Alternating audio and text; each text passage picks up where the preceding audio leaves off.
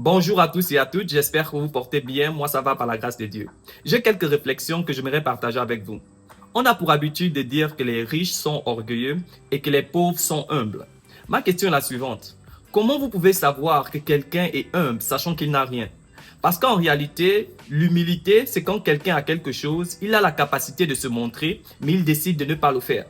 Quelqu'un qui est pauvre, par défaut déjà, ça fait en sorte qu'il ne puisse pas se montrer. Donc en réalité, on ne peut pas savoir si quelqu'un est humble quand il est pauvre.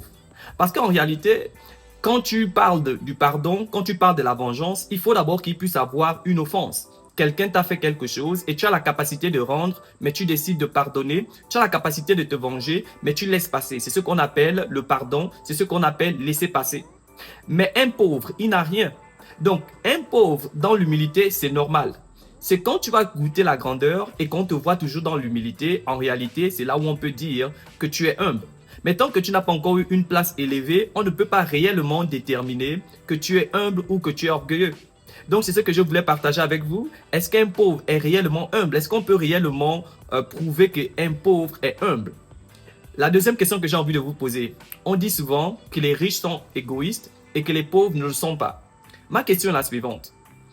Un pauvre, c'est quoi déjà un pauvre par définition? Un pauvre, c'est quelqu'un qui a une insuffisance, c'est quelqu'un qui manque de quelque chose, il n'a pas assez pour prendre soin de lui.